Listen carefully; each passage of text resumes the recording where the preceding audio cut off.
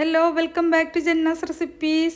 ഇന്നത്തെ വീഡിയോയിൽ നമുക്ക് ബിരിയാണിൻ്റെ കൂടെ സൈഡായിട്ട് ഉണ്ടാക്കാൻ പറ്റിയിട്ടുള്ള നല്ല ടേസ്റ്റി ആയിട്ടുള്ള അതുപോലെ തന്നെ കാണാൻ നല്ല ഭംഗിയുള്ള ഒരു ചമ്മന്തിൻ്റെ റെസിപ്പി ആയിട്ടാണ് വന്നിട്ടുള്ളത്. ഈസി ആയിട്ട് ഉണ്ടാക്കാം, അതുപോലെ നമുക്ക് പാർട്ടികളിലൊക്കെ ഉണ്ടാക്കുന്ന സമയത്ത് കാണാനും നല്ല ഭംഗിയുള്ളൊരു ചമ്മന്തിയാണ്. അപ്പോൾ നമുക്കിത് എങ്ങനെയാണ് ഉണ്ടാക്കുന്നതെന്ന് നോക്കാം.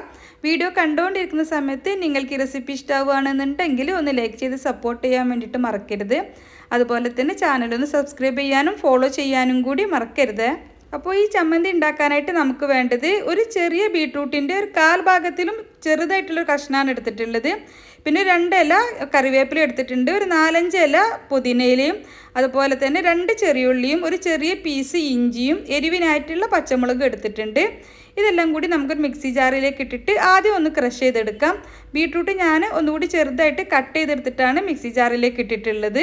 എല്ലാം കൂടി ഒന്ന് ക്രഷ് ചെയ്തെടുത്തതിന് ശേഷം ഇതിലേക്ക് ഒരു 1/2 കപ്പ് ചിരുവിയ തേങ്ങ ചേർത്ത് കൊടുത്തിട്ടുണ്ട്. പിന്നെ ചമ്മന്തിക്ക് ആവശ്യത്തിനുള്ള ഉപ്പ് ചേർത്ത് കൊടുക്കാം. പിന്നെ ഒരു 2 ടീസ്പൂണോളം വിനാഗിരി സുർക്ക ചേർത്തിട്ടുണ്ട്. ഈ സുർക്ക ചേർക്കുന്നതിന് പകരം നമുക്ക് വേണമെങ്കിൽ കുറച്ച് പുളിയുള്ള തൈര് 1 ടേബിൾ സ്പൂൺ ചേർത്താലും നല്ല ടേസ്റ്റ് തന്നെയാണ്. അപ്പോൾ ഞാനിവിടെ സുർക്ക കൂടി ചേർത്തിട്ട് ഒന്നുകൂടി ഒന്ന് ക്രഷ് ചെയ്തെടുത്തിട്ടുണ്ട്.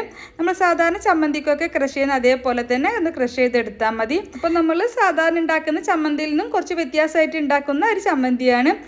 ഇതിൻ്റെ കൂടെ തന്നെ തൈര് ചേർത്തിട്ടുള്ള കച്ചമ്പറ് കൂടി ഉണ്ടെന്നുണ്ടെങ്കിൽ അടിപൊളിയായിരിക്കും.